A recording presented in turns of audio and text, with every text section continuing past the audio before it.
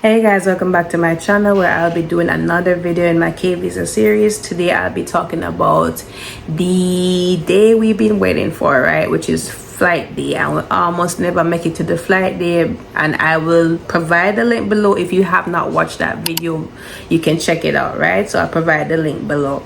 So the flight day was, what can I say, a bundle of nerve, a bundle of emotions. If you've seen the video before, at the beginning of this video, I was an emotional mess, and I don't know, it was just a lot to take in, because this was not just a regular flight that I'm coming back to Jamaica. This is actually like I'm leaving for good. I'm leaving everything I know behind, family, friends, all that I know, right? My job, daughter going to leave her school, her friends behind. A lot to process, right? So listen, it was not the easiest thing, but we were excited for the new journey, and I was really excited to spend the rest of my life with my now husband, right? So it was an eventful day. So it was on Saturday, January 13th, right? And the journey coming into that day was really hectic, because like I said before, we almost missed that day. It would have been pushed to Monday, would have missed the flight for that Saturday, right? So we got issued, however the pickup email came late, so we had to make some other preparations to get that passport in time for that flight on Saturday, right? So we went into Kingston the Friday, the day before the flight, and we collected the passports and the packet, right?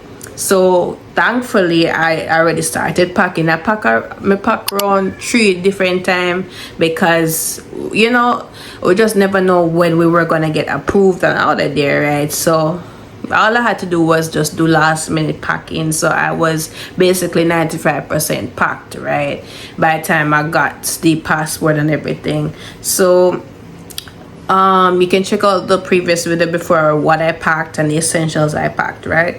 So I packed 2 different suitcases as well as 2 different carry-ons for me and my daughter, right? Because again, it's 2 of us, and I packed like some nostalgic items, like Lasco and Mylon and something there. Like, listen, that's something where I always drink at morning time, so I just wanted something to remind me of home and that comfort feeling, right? So I packed those, and as well as clothing and devices and all them stuff. The carry-on had the packet in there, because like I said many times before, you want to make sure that you take care of that packet, because you're going to bring it to the border control in the US, right?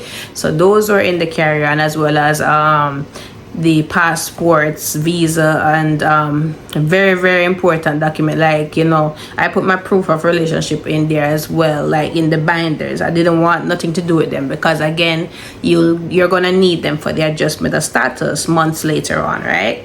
So after that, it wasn't really much more than we just check into the flight, and everything was going good, and we get a good night's sleep, right? Me could sleep, because again, I'm anxious about the day. I don't know what to expect. This is a different journey, and I'm on a regular flight, so like I was just really anxious, so I really didn't get much sleep. Get up in the morning. Our flight was around, I think it was 12 o'clock or 1 o'clock, so we leave St. Anne around, I think it was 8:39, and it was my sister, the whole of my family was driving me down. So it was my mom, my sister, brother, and a family friend, right? So we had that travel arrangement done in advance, and thankfully everything went well with it, and it was a smooth journey down. I mean, of course it was emotional. I did say goodbye to my dad before we left, and I don't know where the waterworks, it's like the waterworks just save up for that day, because I mean, like, I wasn't emotional at all, given that I was moving away all these months. So it's like it really hit me the day before. I said, yeah, me really I go away, me really I leave my peoples.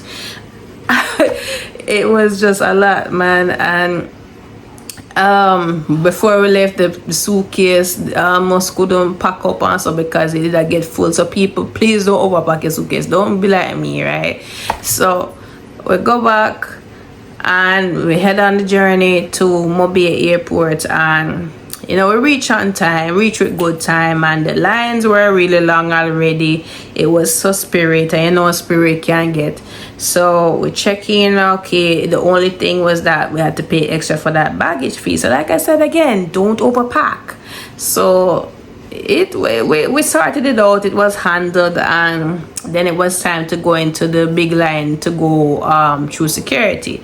So listen folks, like, I don't know, the waterworks start come again, and it hit me most with my mother, because my mother is like my right hand and everything. So leaving her, it was just hard. It's like the 2 away from day one, through everything she has been there, right? And it was just really hard to leave her, especially. I mean, it was sad to say goodbye to my siblings and all that, but my mom was the hardest part, man. And you know, I just couldn't help but let it all out there. But eventually we left. My daughter, she never really I don't think she really grasped the idea that she's, you know, leaving behind her loved ones, her circle, right? Because we've been like this since the day she's born.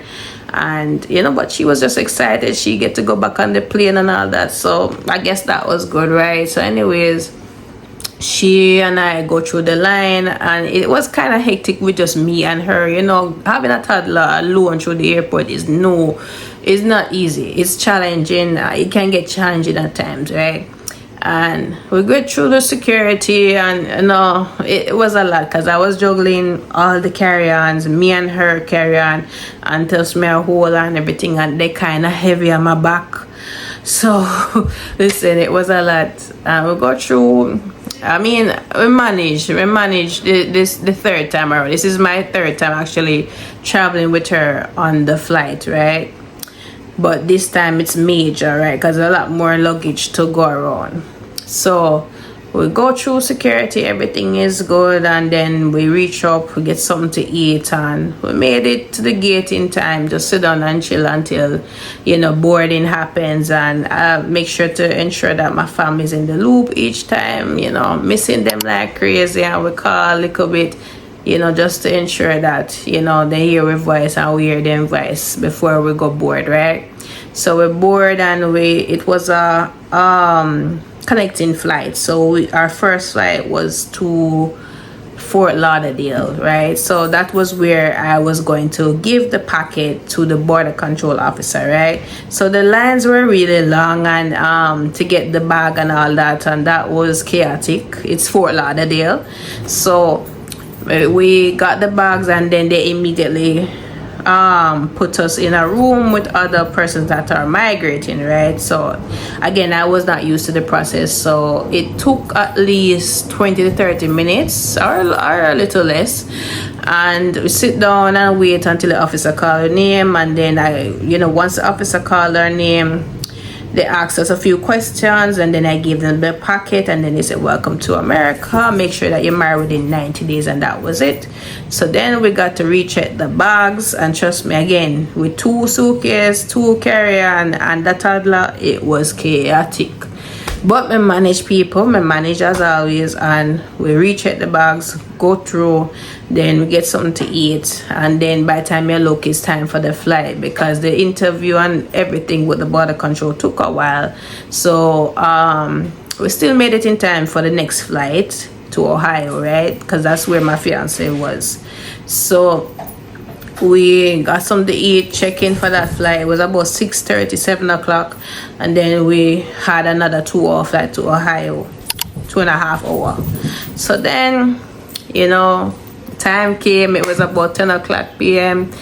Freshen up and all of that, and put on we winter gear, because it was cold. Like Mary researched the weather. I think it was snowy at the time, I don't remember, but listen, it was really cool. So I make sure I bungle up my picnic, bungle up myself before we go down on the elevator and collect the bag. So when we go on the elevator, my fiance was already there to greet us, and my daughter jumped into her arms, and it was just an exciting moment.